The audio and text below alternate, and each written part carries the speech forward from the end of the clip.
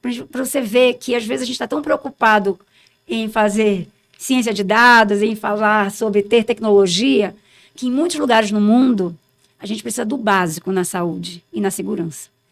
E, para você ter uma ideia, nessa obra, a gente, eram as obras, né, do supermercado, e a gente falou, então vamos colocar os banheiros químicos, vamos fazer os banheiros e os banheiros químicos, os outros banheiros, para esses trabalhadores. E a maior parte deles eram trabalhadores locais. E era numa província do interior, não era Luanda, numa província do interior. E começamos a notar, e começaram a notar, e falaram assim, olha, eles não estão usando o banheiro, não estão usando o banheiro. Os banheiros limpos, né? A gente sabe, às vezes, quem conhece obra, sabe que às vezes a DIF tem que estar limpando várias vezes, porque, né, as condições, às vezes, não são muito higiênicas. Banheiro limpo, e nada, ninguém está usando, e de vez em quando via um ou outro ir para o meio do mato. E vai para o meio do mato, e vai para o meio do mato. Mas o que é isso? E o técnico de segurança, brasileiro, inclusive, o que está acontecendo? Está fugindo da obra? O que está acontecendo? Volta! E eles falaram, não, vamos fazer nossas necessidades. Mas por que não estão usando os banheiros? Eles não sabiam que era banheiro. Entendeu? Não conheciam o que é banheiro. O óbvio não é óbvio em qualquer lugar. Exato. O óbvio não é universal. Não. Então, a gente tem que parar, volta tudo, vamos fazer treinamento de como usar o banheiro. Para que serve um banheiro? São coisas que a gente aprende quando a gente é criança. Então, a gente teve que começar... Olha, eles gostaram tanto, começaram a usar e ficaram tão empolgados que eles começaram a construir banheiros nas casas deles e chamavam os engenheiros e tudo mais para depois falar qual é o banheiro mais bonito e tudo. Virou um status social banheiro. Status social banheiro.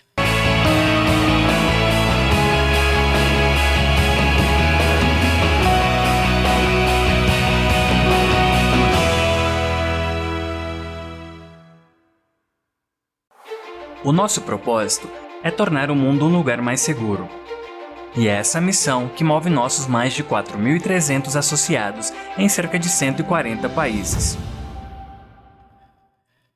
Mais um episódio extremamente especial do Elas na Proteção, o podcast criado pela revista Proteção para fazer esse movimento extremamente necessário de trazer à luz as narrativas das mulheres da área da saúde e segurança do trabalho que transformam, que cuidam do nosso país. Eu sou Fabiana Raulino, sua host neste programa, e vou fazer a minha audiodescrição. Eu sou uma mulher branca, de olhos castanhos, cabelos loiros, mais ou menos na altura do ombro, passando um pouquinho, e estou hoje com uma blusa florida, tem várias cores, mas está predominando o rosa. E curiosamente, não foi combinado nem com o capacete da MSA, nem com a botinha da Marluvas e nem com a minha co-host querida, maravilhosa, Fernanda Neto. Olá! Olá, foi sintonia mesmo, né? Sem querer, estamos todas na paleta, elas na proteção, né? E assim, a gente tá com uma cor que evoca flores, assim, uma questão meio jardim, né? Tem alguma jardim coisa aí, é a palavra do dia. É a palavra do dia. Mas antes da gente ir para o jardim, para o pessoal entender do que a gente está falando, eu vou fazer também minha audiodescrição.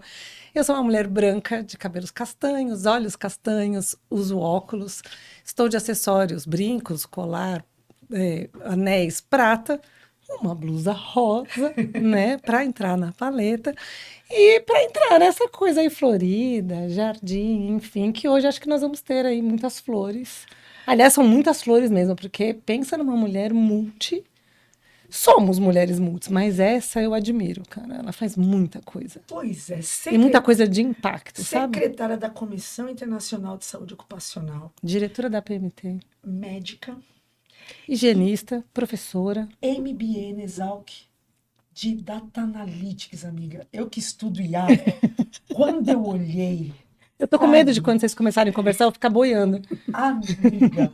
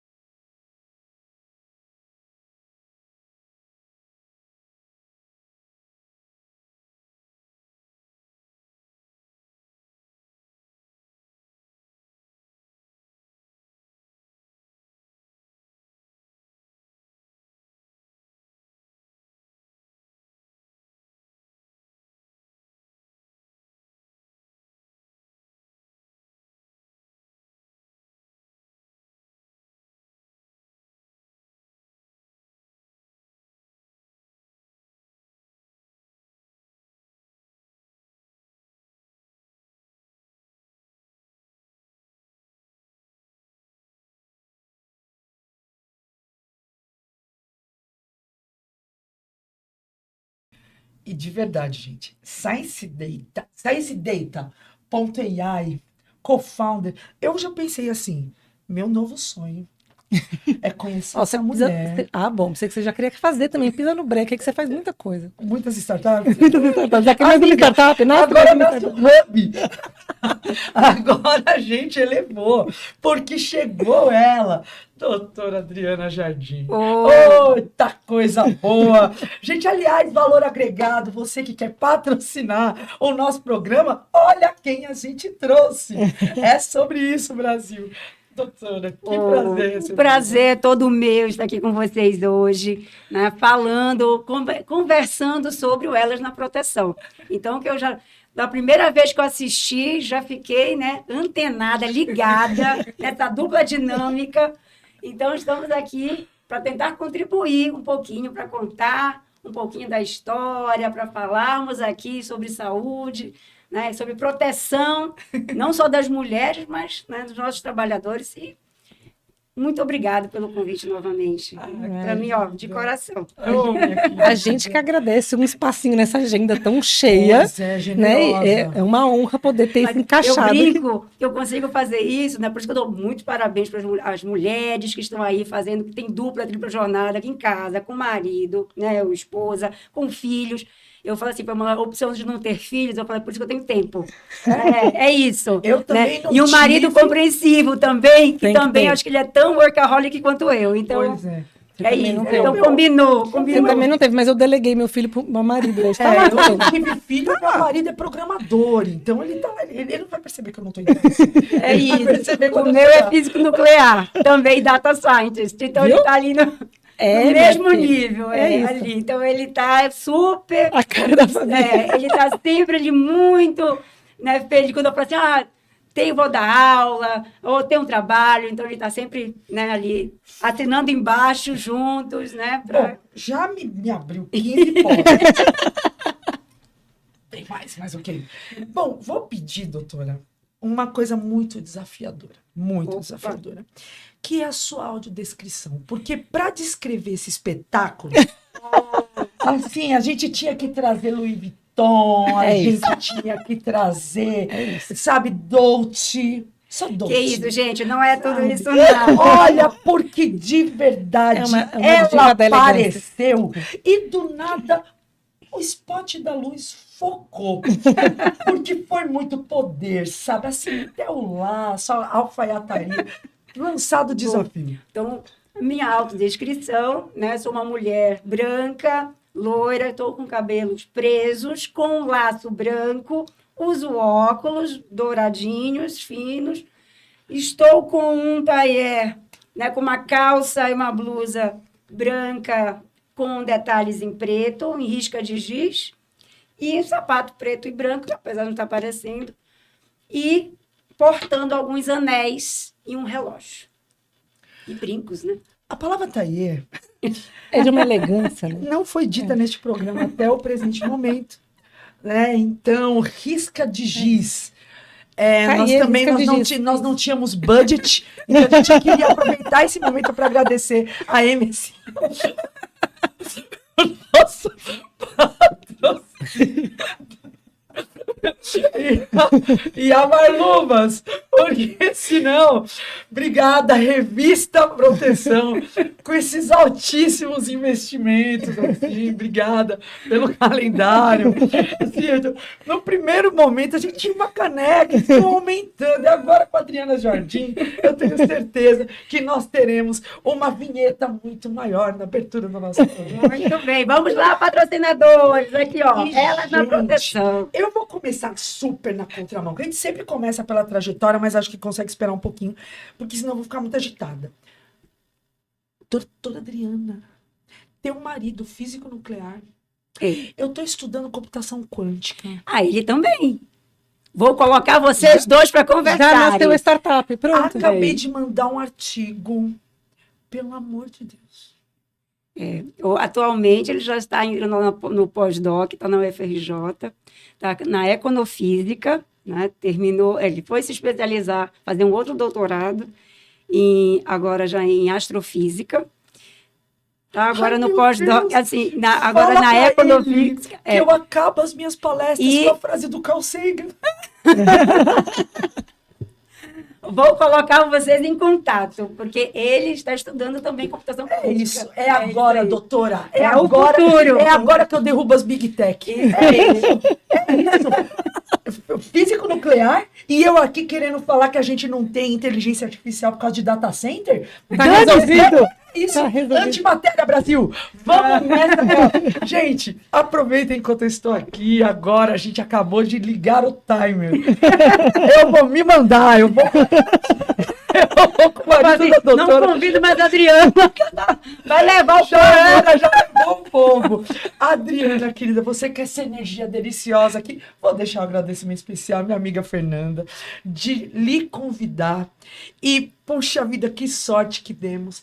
Porque conhecer uma pessoa com essa sabedoria, essa vanguarda e essa simpatia. Uma energia contagiante. É uma energia assim que, olha, tira cansaço. Você, se teu computador, celular tá piscando, é porque a energia não é demais. No 5G não vai dar conta, vai cair. Se você não tem Starlink, vai cair. Doutora, por favor, conte pra gente sobre tua vida. Bom, temos tempo. Você vê que o eita, né? Vem assim. Já para começar, eu sou uma paraense da Gema, nascida em Belém do Pará. Então, vocês vão notar ao longo das nossas conversas assim, um sotaque um pouquinho diferente. Né? Apesar de eu estar longe de Belém mais tempo do que morei, mas tenho a minha família de lá. Né? Vamos contar desde o veio da Europa, veio lá da Espanha, né?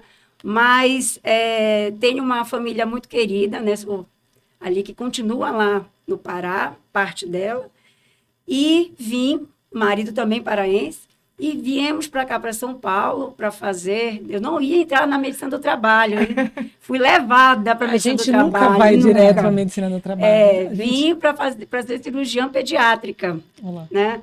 Se você for ver meu convite de formatura e tudo, você está lá, eu com o meu esteto, um bichinho, meu livro de cirurgia, né, pediátrica, né, toda ali para fazer, e já estava ali, né, dentro com uma equipe, inclusive, já me esperando, que eu já era dentro do estágio, desde a época da faculdade, e aí a medicina do trabalho me roubou.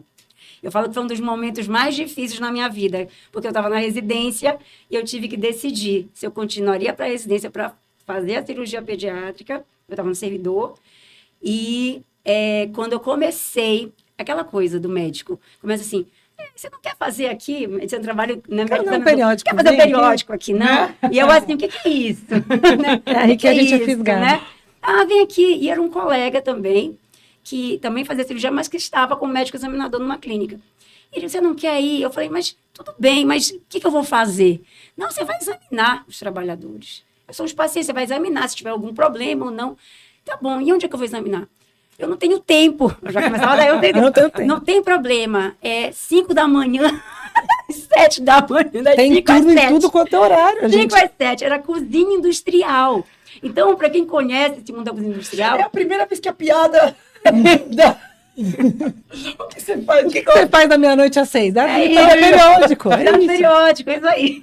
Então, eu e enfermeira, né, de carro, eu dirigindo. E aí foi quando eu também conheci, lembra, né? Era mapa, não existe... Gente, naquela época, vamos lá, né? 20 anos atrás. Mapa. Não tinha, era livrinho, vamos lá, né? Guia 4 rodas ali. 4 rodas. Para aprender a andar em São Paulo. E aí eu ia visitar todas as empresas, porque cozinha, gente, as grandes empresas tem refeitório, cozinha. Eu ia fazer os exames da cozinha industrial, que eram normalmente terceirizados. E aí eu ia nesse horário, porque era o horário que eles chegavam, tinham que estar em jejum. Eles começam cedo, né? Começam cedo, tinham que fazer os exames, estava em jejum. A enfermeira ia comigo para poder fazer a coleta dos exames. E eu ia fazer os exames deles. Então, assim, imagina, né? Não tinha, às vezes, quando tinha um ambulatório, eu dava, tem um ambulatório, tem um consultório, né? Eu falei, gente, eu penei muito, eu tô assim, mas eu penei muito na vida, aprendi e tal. Eu não comecei assim. Não comecei carreira, não é de Tudo bem que eu é muito bonitinho, eu sempre fui ali, mas a gente pena no início. Então, assim, você ia a lugares que, quando ia fazer exame na cozinha, né? Ali cada um separa uma sala, a sala da nutricionista, vamos lá preparar para poder fazer. Então comecei assim. E o dono da clínica, né, o doutor Vladimir até hoje, né, muito querido, eu chamo, aí eu falo, mas o que é isso?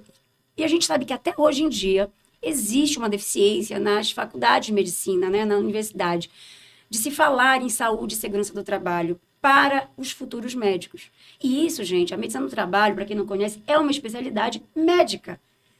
E muitos médicos se formam e não sabem nem o que faz, né? Por muitos anos, ela foi como segunda opção dos médicos. Né? Quero me aposentar, quero chegar, né? Então vou fazer medicina do trabalho. É verdade. Né? E nessa época, estava mudando isso, estava começando a ter as primeiras residências, já começava a ter residência em medicina do trabalho. Tanto que na Unicamp, quando eu entrei, foi o primeiro grupo lá da residência que estava acompanhando, o meu foi a última turma ainda da pós. E eu lembro que eu comecei a fazer e eu perguntava para ele, Vladimir, mas o que é isso aqui? NR7, o que é isso aqui? O que é Ai, que PCMSO? bonitinho! O que é PCMSO? Me explica, por que faz esse exame? Por que tem que repetir todo ano? E ele começava a responder, ele muito gentil, respondia, mas eu acho que eu perguntava tanto, eu era super interessado, imagina, eu era só agitado, assim, imagina, né, 25 anos atrás. Aquela curiosidade Aquela da coisa, o que é juventude. isso? Aí ele pegou a NR todo dia, pronto, vai ler, leia toda, Não me encha. tá? E depois a gente conversa. Lógico que eu fui fazer isso. E voltei depois de meia hora. Vamos agora começar. Meia hora. Já li todas as NRs, né? Os post-its todos. E foi aí que eu comecei a me interessar muito. E eu tenho uma amiga, que é uma das minhas grandes amigas hoje, que é médica do trabalho, que é a Solange, né, lá do Einstein. Que, inclusive, você dá aula lá, né? Na nós somos coordenadoras da pós-graduação em medicina do trabalho e também de enfermagem do trabalho, ali, né, com muito carinho. E nós fizemos reumato juntas também lá. Eu fui para reumato depois da medicina do trabalho, por causa... a gente fazia muito atendimento dos trabalhadores ali do Einstein, então, para avaliar os quadros osteomusculares, a gente acabou fazendo. Ela também, fui eu e ela também, a gente sempre de mão dada. E... na época, a gente fazia plantão, era do mesmo plantão do sábado, né? Era concursada de Osasco, ali de emergência, que eu também sempre adorei emergência, porque eu gostava de cirurgia, eu gostava de emergência. Então, já desde o início eu fazia muita emergência, dava plantão. Ela era minha colega, minha companheira de plantão, entre outros colegas. E ela era médica do trabalho. Então, se lá o doutor Vladimir não tirava minhas dúvidas, Solange, vamos tirar essas dúvidas daqui e tal. E ela também acompanhava, né, os alunos da pós da USP, porque passavam com a Regina, que também que tinha uma clínica na Paulista. E ela falou, você não quer ir lá um dia? Olha, que dia que eu vou pegar? Eu vou lá atender. E foi muito lá. Eu ia uma vez na semana, também começando a atender. E nessa história, surgiu a oportunidade de ia ter a especialização na Unicamp. E eu falei, acho que eu vou fazer, né? E fui lá, fui para a entrevista, fiz a prova, passei. E eu tive que decidir. Não entendi. E agora? Eu falei, e agora? Largo a residência que eu estou fazendo ou eu vou? E aí, gente, eu falo que uma das grandes decisões da minha vida, e eu acho que foi muito acertada, porque aí eu escolhi a medicina do trabalho. Larguei a cirurgia. Eu também acho que foi muito acertada. Eu não vejo a Adri. Fui para medicina do trabalho. Eu não vejo a Adri lá na cirurgia pediátrica. Não dava, não. Mas, assim, para mim foi um grande prazer. E a partir daí começou. Então, fiz a medicina do trabalho lá na Unicamp, sou formada por lá, né, que adoro. Inclusive, estou voltando agora, que eu estou no mestrado lá agora, também lá na Unicamp, com o meu orientador querido, João. Beijinho, João. Beijo, João. E aí, a partir daí, fui fazendo todas as especialidades por causa da medicina do trabalho. Então, fui para reumato, fui para higiene ocupacional, eu fiz a higiene ocupacional na USP, fui fazer o Data Science Analytics também, por quê? Né, esse MBA, porque eu sempre senti falta, né, de dados, de ter uma medicina do trabalho mais focada em resultados, da gente trazer o que nós fazemos. E eu tive uma conversa hoje, inclusive, com o nosso gerente de benefícios, era isso que ele falou assim, mas por que as pessoas não têm essa visão do RH, né, meio diferente? Porque, às vezes, não são treinados para que a gente apresente o que a gente faz em formato de dados. que é a linguagem dos nossos diretores, das empresas. A gente é muito humano, a gente pensa no qualitativo. A gente pensa no caso a caso. Caso a caso, né? Aquela situação, a gente pensa na pessoa.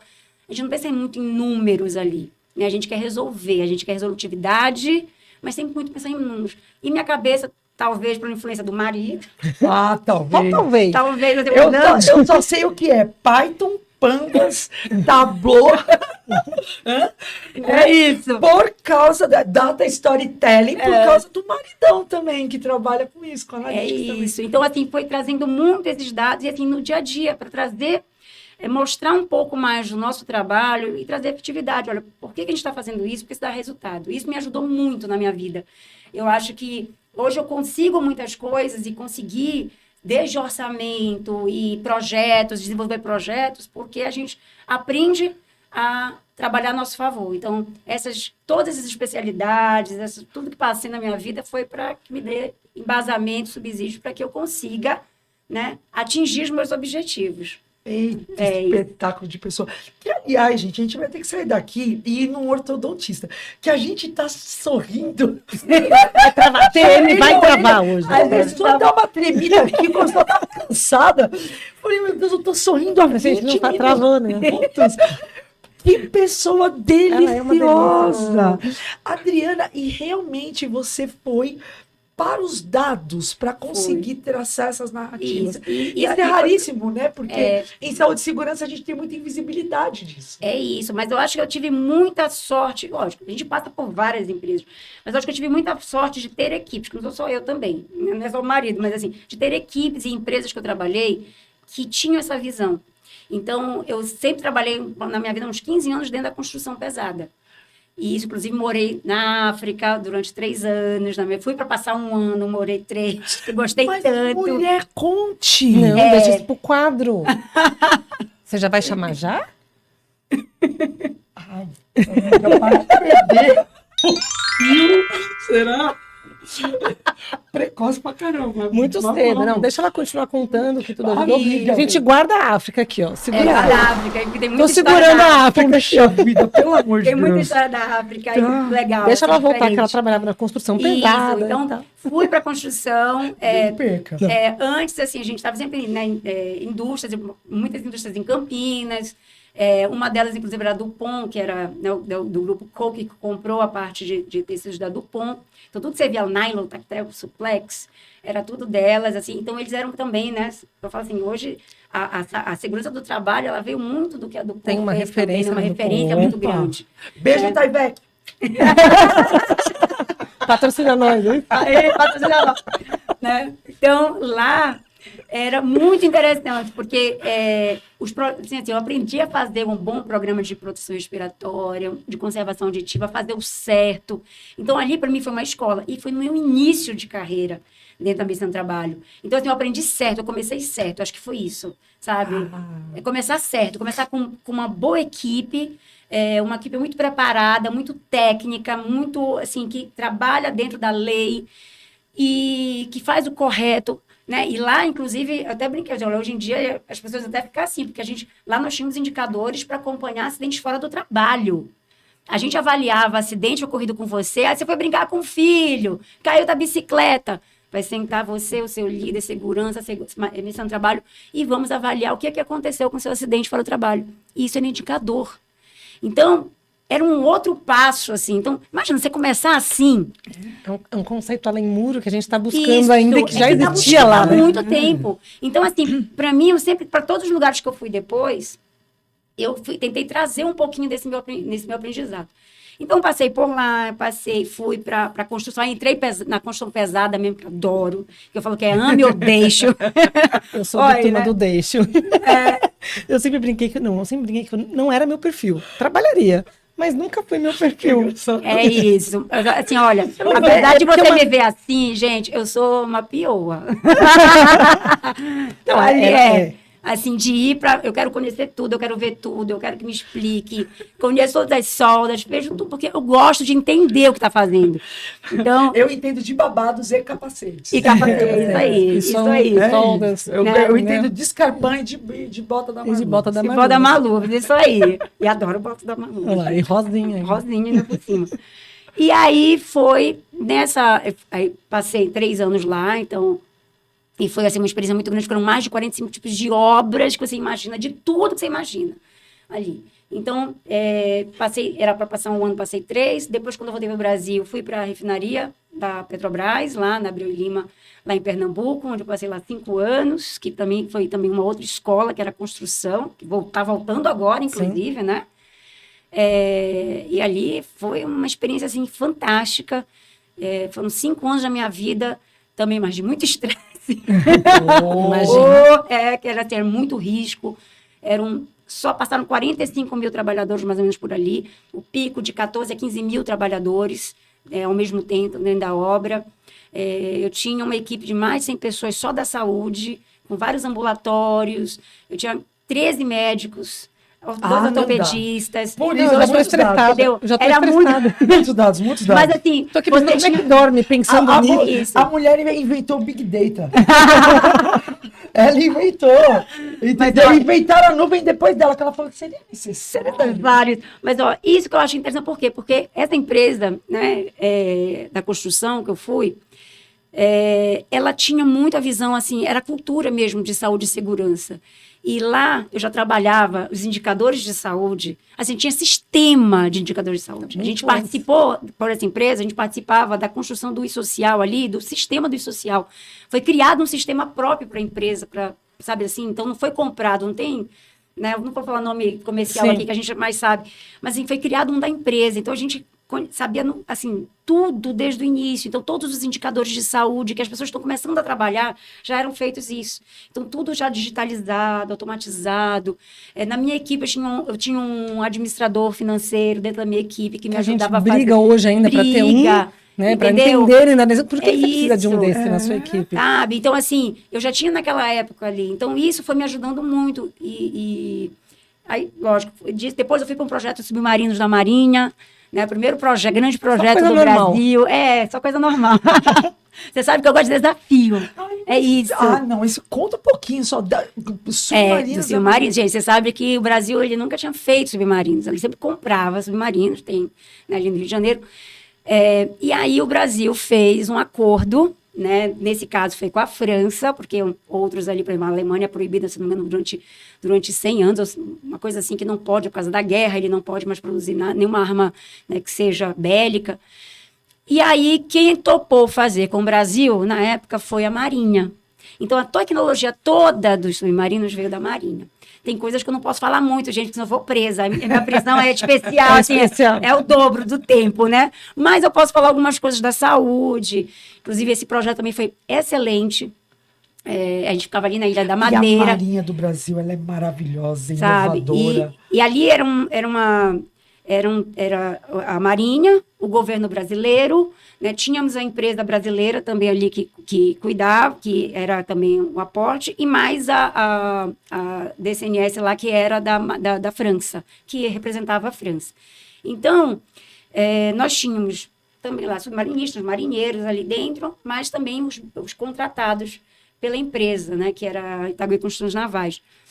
E lá também foi uma grande escola, que também as pessoas tinham muito, assim, para mim foi excelente, nós ganhamos prêmios com essa, ganhei o prêmio da proteção, de qualidade de vida na época também, né, que para mim foi, assim, foi um grande passo, a gente, dentro de lá da empresa, a gente também, era da época também da Odebrecht, em que tínhamos no mundo todo, de todos os projetos que a empresa teve.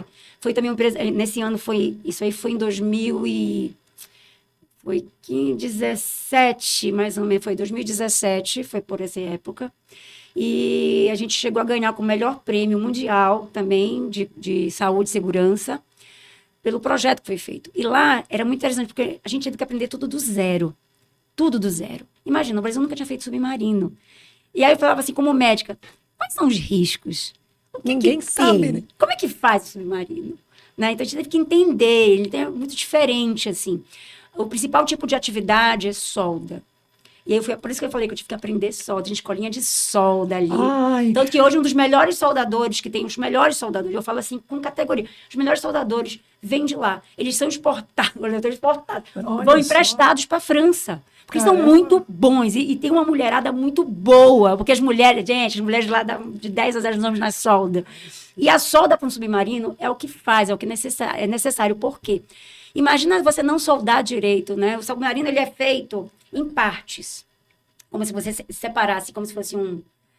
Como se Um fosse brinquedo loaf mesmo, bread, um pão... Não, um Ah, um pão pãozão. desse, um pãozão assim, Um pãozão né? de forma, só que Isso, não fatiado. Um filão. E você fatia, assim, em 4 partes. E você trabalha essas seções que a gente chama, E né? depois coloca isso em altíssima densidade e pressão. Imagina, e aí depois, Hiperbárica. e você vai trabalhando muito de dentro para fora, diferente né, às vezes de avião, que às vezes é então é de dentro para fora, e você vai trabalhando as seções. E depois a gente fala o que a gente chama de união de seção. Então você tem que, né, unir essas seções, Colar bem colado. E como é que a gente vai colar com isso? Além do calor, né, com aquelas placas, né, quentes, os trabalhadores soldando por dentro e por fora por 360 graus. Que Então, responsabilidade, né? Nossa, Muito. Então, musiquinha, né? Mig, tig, fomos metálicos. é isso. Então, como é que você vai ver para os trabalhadores primeiro, né? Exposição ao calor, como é que você tem que ter toda aquela programação de pausa, de controle. E você puxava no Brasil aqui, seja na literatura, seja assim, que empresa está fazendo isso? Ninguém. Alguém já fez? Não. E agora, José, né? Como fala? E agora, como é que a gente vai fazer? Então, a gente teve que ir para buscar nas empresas francesas, e fazer métodos de tentativa e de estudos e montar uma equipe assim fantástica. E que nós fazíamos que a gente não tinha um trabalhador passando mal, a gente tinha assim salas preparadas, fisioterapeutas, tentava. Então assim, tinha que fazer o controle todo dos sinais vitais deles antes, verificar, então tínhamos critérios. Se estava tudo bem, então eles tinham tempo, tinha que trocar e fazer as trocas. A cada 2 horas sai da área, né, vai para uma área refrigerada, vai fazer o controle deles, aí ficava com as fisioterapeutas, tinha massagem, relaxamento nos futons. Então, tudo isso, para quê? Para que eles tivessem uma boa adaptação, retorno sem ter nenhum tipo de mal-estar, nenhum tipo de incidente ali. Enclausurado ali também. Então, assim, foram situações assim, muito específicas que eu passei ali, de muito aprendizado, então que teve assim, ali foi naquele momento que eu falei assim, vou fazer higiene ocupacional, porque tinha que ter, eu fico louco ali para entender isso, né?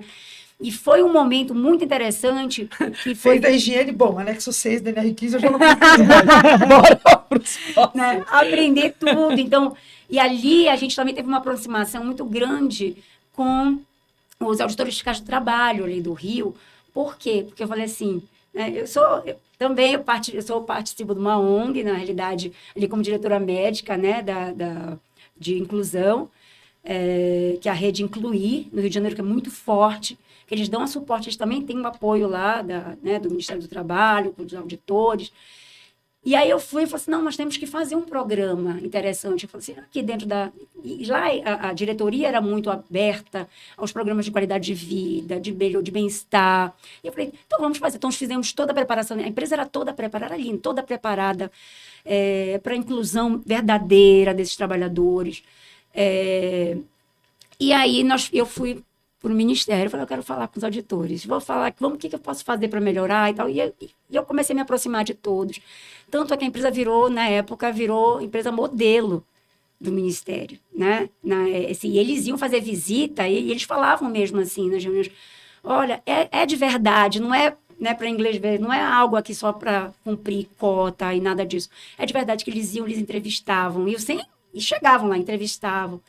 E eu lembro que, na época, a própria empresa ela fez um evento, a pedido do Ministério do Trabalho, para receber todas as empresas da região, lá do Rio de Janeiro, para poder mostrar ali, olha, como é que é possível fazer a inclusão. Né? Então, e a gente tinha muitos trabalhadores que tinham deficiência física, né? Que estavam trabalhando no submarino. Né? Então, ali, quem usava cadeira de rodas também estava. Então, eu me lembro de um supervisor, logo no início, que eu falei assim, ele falou, olha, tem que trazer ele, né, ele é cadeirante, ele usa a cadeira de rodas, ele aqui é da manutenção. E ele falou assim, doutora, mas como é que eu posso fazer? Como é que eu posso receber? E aí não vai ter problema. Eu falei assim, se você acha que a sua área tem problema para receber alguém com cadeira de rodas, quer dizer que a sua área não está adequada. Então, você vai ter que adequar a sua área. Né? Então, nós somos empresa inclusa, nós vamos incluir, sim, porque tem como fazer. Você está falando que a sua área é organizada, faz o 5S, que a sua área é perfeita. Então, por que você está falando que ele não pode incluir? Por que alguém com cadeira de roda não pode entrar aqui na área e trabalhar aqui?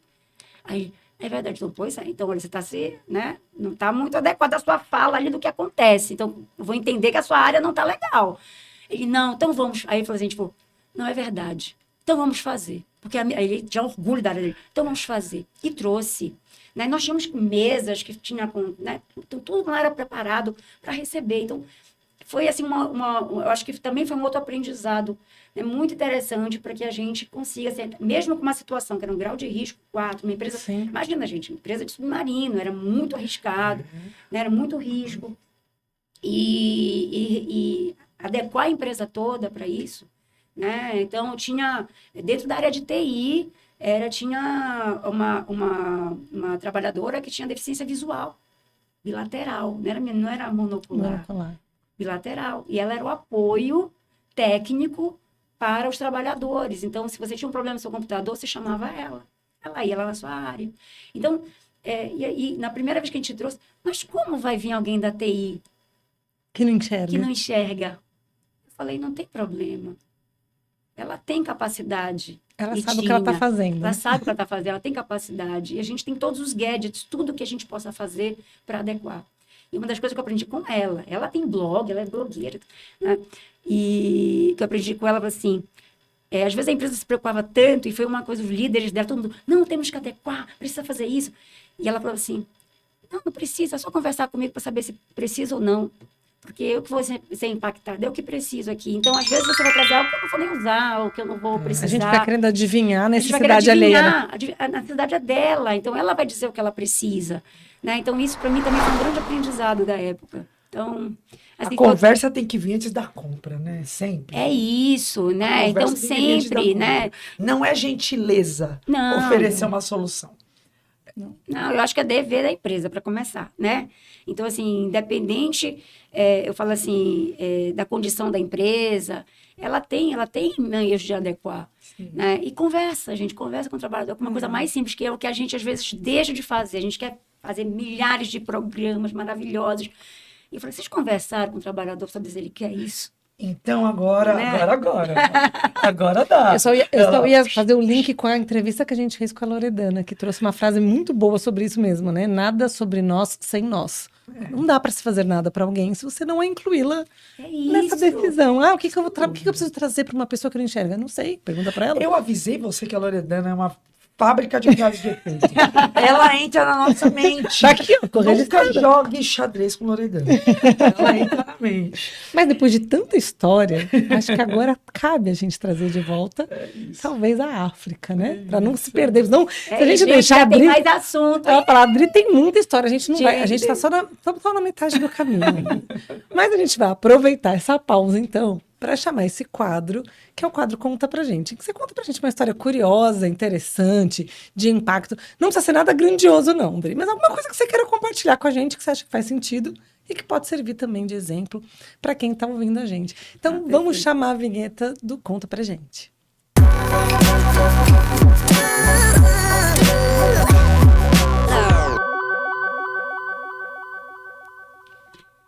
Bom, eu acho que a África é uma boa pedida.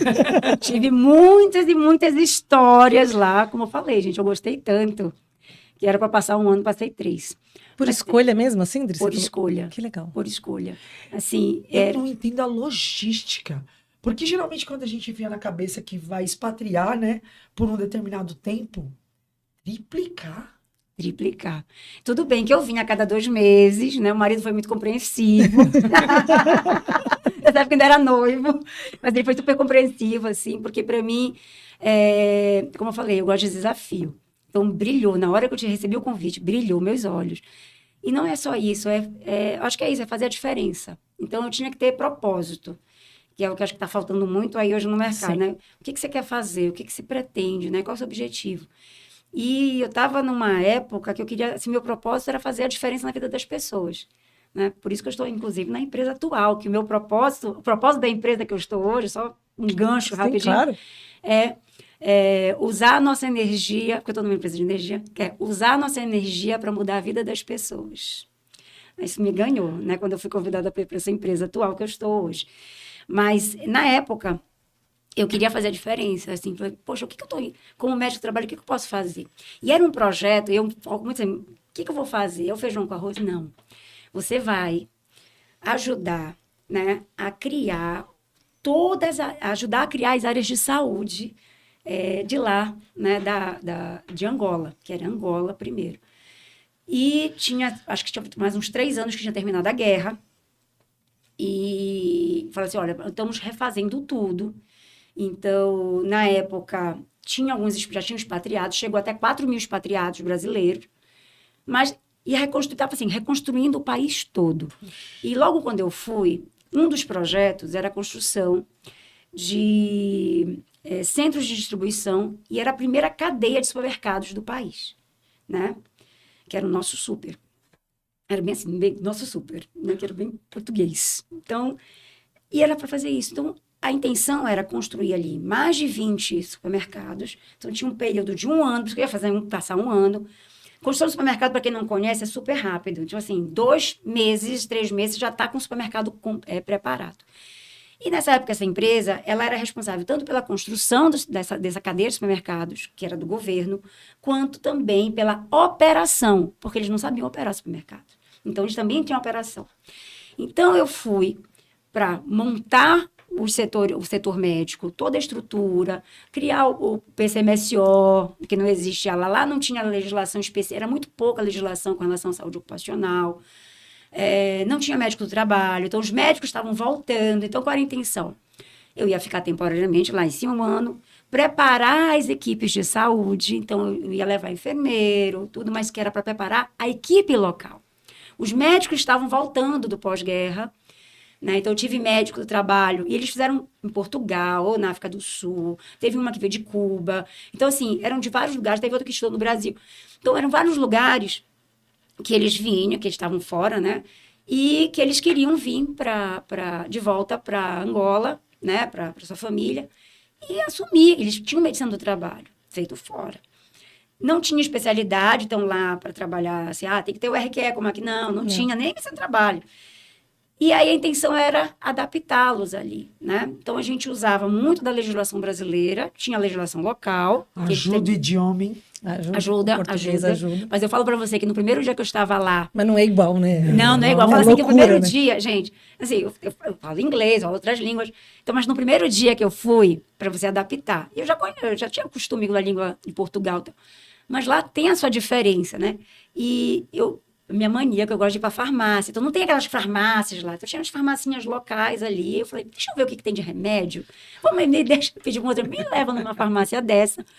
Onde eu morava, que era no condomínio lá em Luanda Sul, tinha uma farmácia. Lá eu falei, para uma dessas aqui, que eu quero ver o que tem de remédio já pensando, vamos estruturar um ambulatório, então já quero ver o que tem aqui.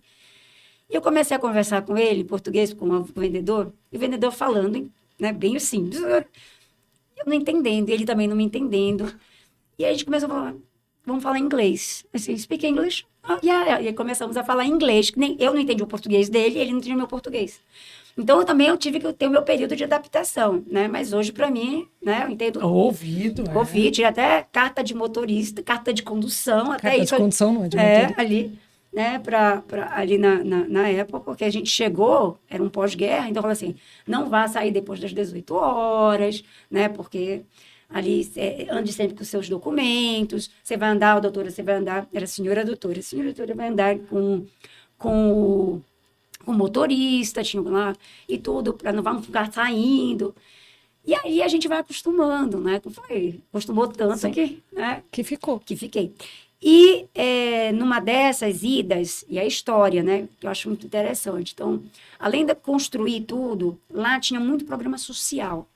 E aí foi quando eu falei assim, a importância da empresa ver o entorno. Então, lá tinha os programas, tanto que essa empresa foi uma das únicas que participou ali com a ONU. Ela era autorizada, né, ali pela ONU, inclusive, para que ela fizesse todo o programa, né, de acompanhamento, de avaliação da AIDS, né, lá é SIDA. Então, nós tínhamos os centros de testagem e aconselhamento da empresa, que era aberto para os trabalhadores e para a sua família e para a comunidade. Então, isso tudo bancado pela empresa, tá? Então, a gente também ajudava, trazia todas as informações para o governo. Então, recebeu prêmio esse programa, ali, inclusive pela ONU. E nós fazíamos isso, todas essas testagens e aconselhamentos de toda a população. Quem cuidava disso era uma pessoa, um brasileiro, biólogo, né, também da minha grande terra, lá do Pará, né, mora em Salinópolis. Se ele ouvir, eu vou mandar para ele, né, que é o Jorge Preto, né, então eu chamo ele, Maninho, que é coisa paraense. E ele morava há quase 30 anos já em Angola, olha só, que já estava essa empresa há muitos anos para lá. E ele cuidava de todos os programas sociais da empresa. Ele, inclusive, era o nosso SOBA. Lá o SOBA é como se fosse um ministro, como se fosse uma pessoa mais velha, mais sábia de uma comunidade. Então, os SOBAs, eles tinham mesmo, vamos dizer assim, dentro da categoria do ministro, ele não era ministro, mas ele era como se eram reis, príncipes. Ele era o mais antigo, ele decidia sobre a sua vida, entre a vida e a morte daquela comunidade. Então, o Jorge Preto também teve eu falo muito dele aqui, porque ele foi uma pessoa, assim, que foi muito diferencial na minha vida com relação a isso, me mostrar o quanto é importante a gente fazer esse apoio social. Então, a gente tinha esse programa, nós tínhamos o programa das parteiras, porque lá não tinha ginecologista, depois que eu não cheguei, tinha um ginecologista, depois começou a chegar um outro. Então, eram as parteiras, era o programa das parteiras, então a gente deu treinamento para as parteiras, os kits, né, por causa, né, da situação que teve ali, da construção. Tínhamos o programa da malária com a comunidade, porque eu falei, não adianta eu ter uma obra e uma área de vivência, uma área que eles moravam ali, os brasileiros, toda preparada, telada, com tudo e com todos os cuidados, fumaça e tudo. Se andando, atravessando a ponte, eu tenho a comunidade que está toda ali, que não tem cultura nenhuma de prevenção. Então, a gente fazia muita ação também na comunidade. E aí, voltando aos SOBAs, eu lembro quando ele me convidou para fazer um trabalho com os SOBAs. Eu tenho várias histórias aqui, gente, é maravilhoso. E dos SOBAs, ele falou, olha, eles decidem sobre a vida das pessoas. Então, por exemplo, vamos imaginar, tá você e o seu marido, e você só tem filhas mulheres. O SOBA pode dizer, olha, você não está dando filho homem para ele, então vou separar vocês. Ele vai casar com outra. Né? Ou que você tem uma doença, e essa doença foi porque você foi uma má pessoa, então pode matar essa pessoa, pode, né, isolar essa pessoa aqui. Né? Ou vamos fazer a pisadeira, como eu vi, porque a pessoa tinha uma pneumonia. Olha aí. Eles faziam, e a gente tem que respeitar, que é a cultura deles.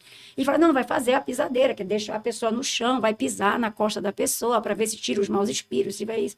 Então existia isso, e a gente tinha que respeitar. E aí deu aquela luz. Por que não treinar os SOBAs? Né? Então, ele fez um trabalho fantástico ali durante o ano.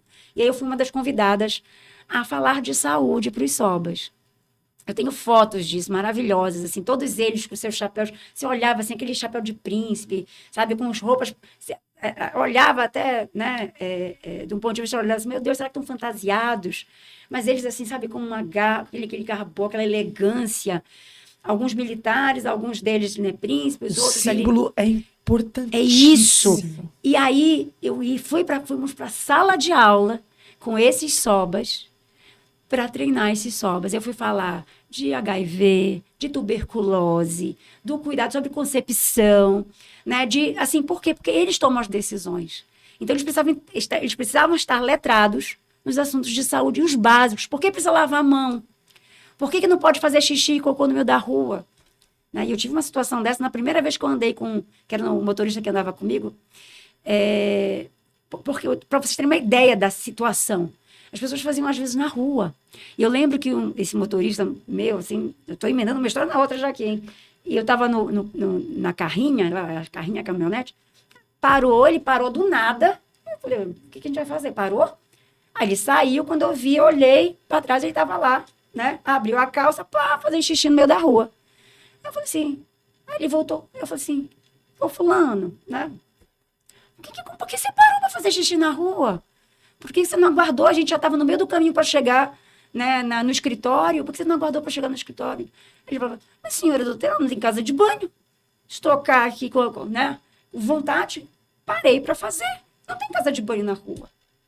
E aí você tem que ensinar para ele, falar assim, olha, o que você está fazendo, você vai impactar as pessoas que vão passar na rua, não é o melhor, tem a questão da higiene, vamos lavar, vamos limpar a mão, né? E esse, inclusive, foi assim, por exemplo, e lá tem muita questão do cheiro, né? E era o carro da saúde, falava assim, eu sempre falava, tinha que ter muito cuidado, tato, para lidar com as pessoas. Olha, tem que tomar banho, tem que escovar o dente, tem que usar desodorante, tem que fazer isso.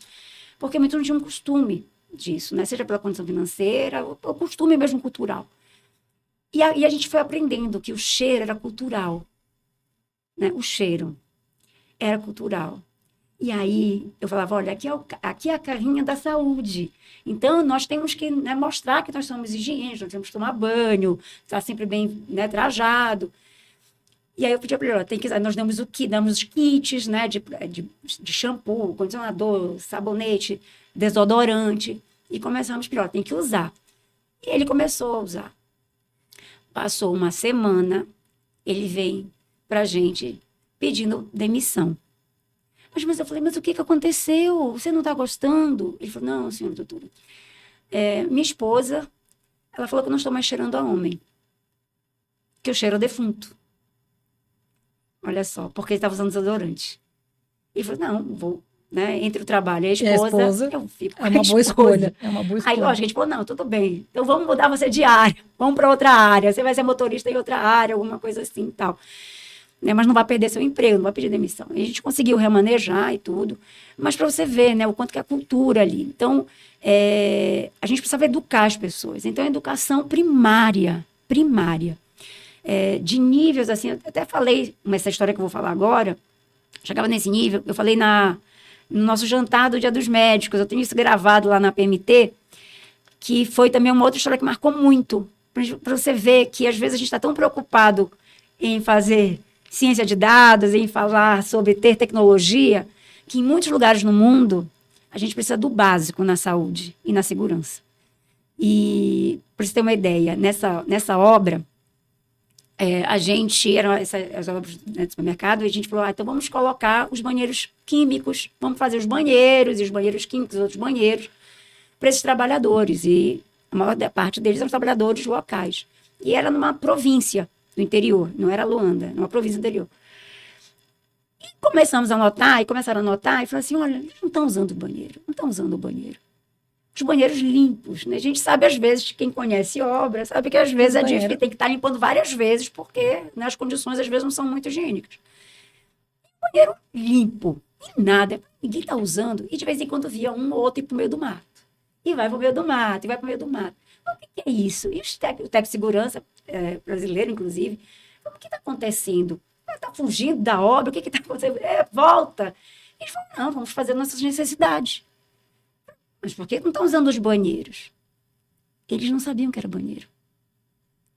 Entendeu? Não conheciam o que é banheiro. O óbvio não é óbvio em qualquer lugar. Exato. O óbvio não é universal. Não. Então, a gente tem que parar, volta tudo, vamos fazer treinamento de como usar o banheiro. Para que serve um banheiro?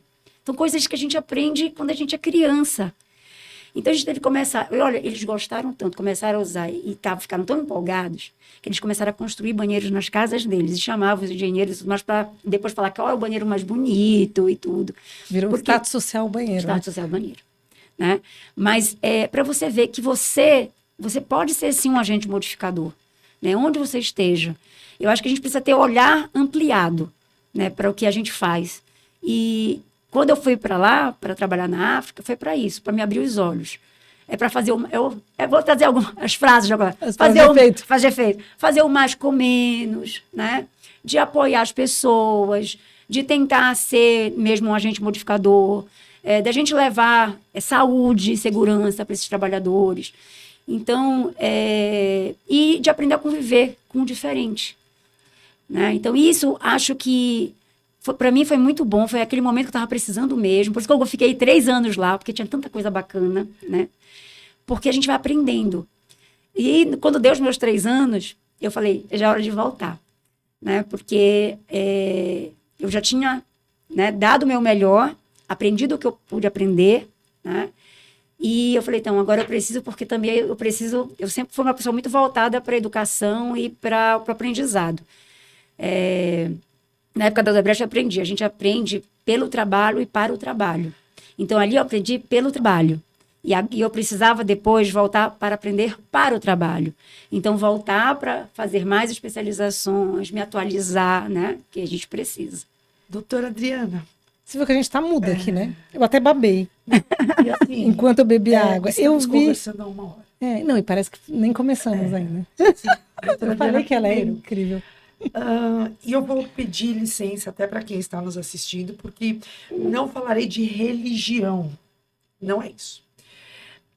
Mas quando a gente estuda a história de Cristo, história de grandes seres humanos que fizeram transformações extraordinárias na humanidade, né? Que nos é colocado de se cheguei onde cheguei foi em ombro de gigantes, eu ainda não tinha tido o prazer de estar na frente de um. Que isso, gente? Não é tanto assim, não. Doutora, speechless mesmo. Eu tô muito honrada. Muito honrada. Perdi a gracinha, perdi tudo. E é difícil que Muito a Fabi ficar sem fala. Honrada. Porque com um sorriso, essas covinha também. Não perdi a gracinha, né? Covinha é o jeito que essa galera hackeia, né? Hackeia. Chega longe. Essa história salvou vidas, salvou uma nação. E com esse seu jeito querido de não volto enquanto a missão agora dá, sabe? Então, é uma pena que o tempo, ele é muito... É escasso. Eu vou ter que fazer birra dupla hoje. Birra dupla. Ele é, assim...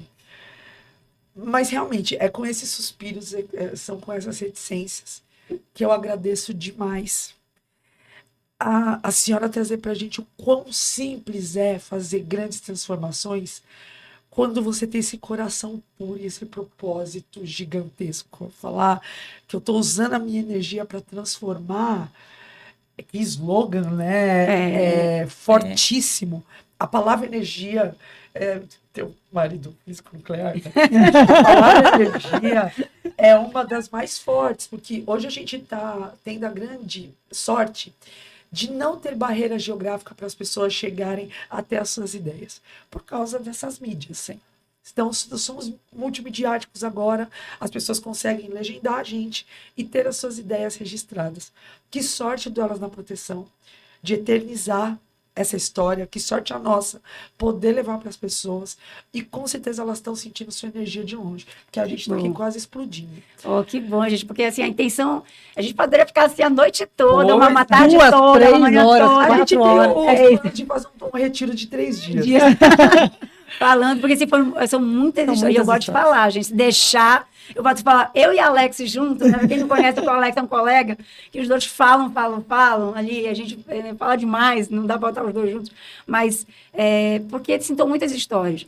Teve um dia desse, tem um colega ali que falou assim, poxa, parece que você já viveu tudo. Eu falei, graças a Deus que eu vivi para ter hoje, né, a experiência que eu tenho, mesmo não sou tão velha assim, mas assim, eu acho que eu aproveitei minha vida, né, e vou aproveitar mais ainda. Eu acho que eu estou na metade dela, estou virando o cabo da Boa Esperança, literalmente. Mas se a gente for viver até os 50, até os 100, né, estou virando o cabo da Boa Esperança. O meu projeto é passar do 100, eu já prometi Não, pro meu filho. muitos 100 também não dá, com qualidade, qualidade. Galera, com qualidade. confia nos orientais que eles estão produzindo uns Né? E aí, eu falei assim, e tudo que eu fiz, assim, hoje, o que eu também pretendo fazer, foi para trazer propósito. Então, não fazer por fazer, não estar vivendo por viver. Eu tive muita facilidade, assim, né? Eu acho que facilidades na vida Foi muito e oportunidades, né, de nascer numa boa família, que me deu condições. Eu falei assim, você tem uma ideia como era a minha família, né, de educação. Meu pai, com 18 anos, não tinha nem filho, não tinha nem casado, não tinha nem projeto de filho. E ele lá, fazendo a biblioteca dele, falando assim, comprando lá as Barças, o Mundo da Criança e os livros todos, são para os meus filhos lerem. E fazendo a biblioteca, e fez a gente ler, viu? Mas faz uma diferença. Fazia a gente ler, fazia a gente, na hora do almoço, né, comentar, vamos falar de Machado de Assis e tal. Né? Então, eu tive uma felicidade de ter uma família que me apoiou muito, né, que me deu condições, né, não sofri na minha vida, então não posso falar disso, mas também que me deu muita segurança, muita garra para falar assim, ó, vá fazer. Faça que você tem Use um o seu ponto que lugar privilegiado para, Isso. né, contribuir com o mundo. E com todos que eu me cerco aqui, né, com as amizades que eu tenho também, eu sempre tento a trazer pessoas para o meu lado, para que isso me contribua. Acho que tem que ser troca de energia, eu aprendo com todos. E foi por isso, inclusive, que eu comecei a dar aula, que eu falei assim, agora eu tenho que ter uma outra fase, que é levar o meu conhecimento, e eu gosto de ler, eu gosto de trazer ali, de levar meu conhecimento, de trazer as minhas experiências, né, por tudo que eu passei. E não tem nada melhor que a energia compartilhada da aula, né? Isso, não é? Conhecimento construído Dar é bom aula é um demais. negócio... E vamos puxar ele, o quadro que chega com aquele gosto bittersweet, né? Amargo, mas muito doce, que é o Ela Me Inspira. A fala final de Adriana Jardim, aqui no Elas na Proteção. Chama a vinheta.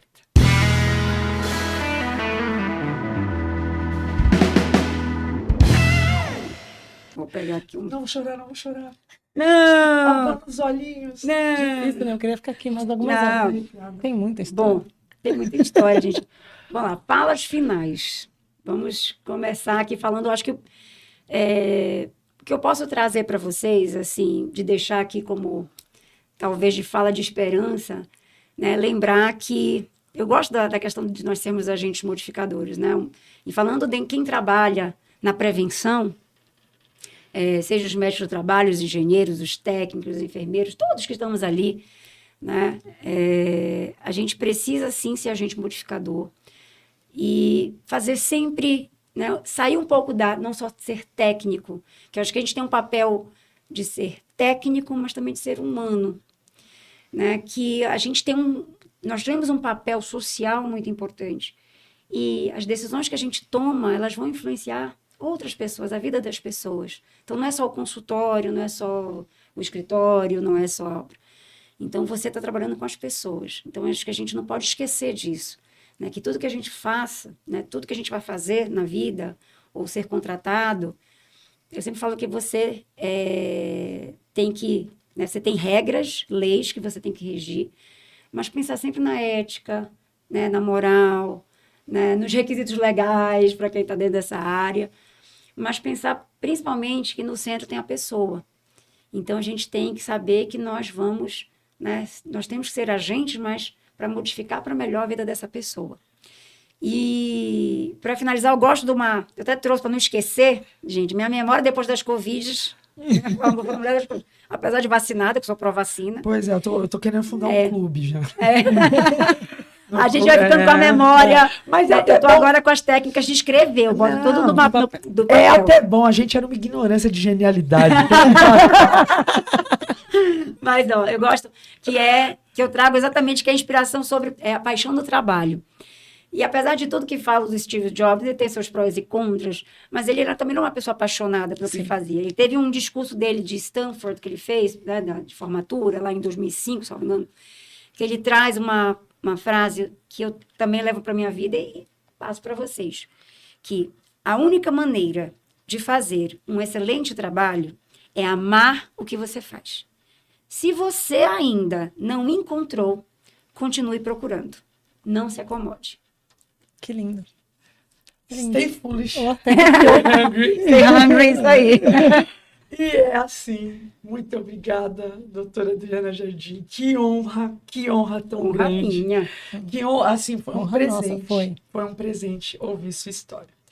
E para você que deve estar, assim, naquele arrepio, Estamos chegando ao final de mais um Elas na Proteção. Esse podcast que está tocando o coração de tantas pessoas está mostrando mais uma vez a revista Proteção na vanguarda, porque é único. São elas na proteção, mas são elas trazendo o discurso de que todo mundo importa e ninguém solta ninguém pelo caminho. Então, com esse exemplo extraordinário de ser humano, de profissional, a gente entrega para você mais esse presente em formato de programa de podcast. E é claro, a gente agradece os estúdios da AnimaSeg, o nosso patrocinador, a MSA, a nossa apoiadora Marluvas, hashtag Dupont, apoia a gente. Né? Falamos aqui do Tyvek, ó, não teríamos Batman se não fosse o Kevlar. Então, a vocês que querem apoiar o programa, entrem em contato com o Alexandre, nosso querido amigo, nosso criador. Então, um beijo para a revista Proteção. E toda quinta-feira, meio-dia, estreiam novos episódios. Claro que a gente tem aqui a nossa playlist, onde você pode acessar, ver, compartilhar, curtir e deixe seus comentários, que vale a pena falar o que você achou dessa história tão extraordinária. E convido também a todos, né, a lerem agora na revista a partir desse ano. Eu estou junto com o Alexandre Buarque, com o Alexander Buarque, com o Fernando Aquino e a Márcia Bandini. Estamos ali na revista Proteção escrevendo sobre o trabalho saudável. Então, convido a todos a lerem a revista, que é fantástica. Ai, querida, é isso. Olha o DNA Proteção aqui, chegando até você, que eu sei que você também tem. A gente se vê na próxima semana do Elas na Proteção.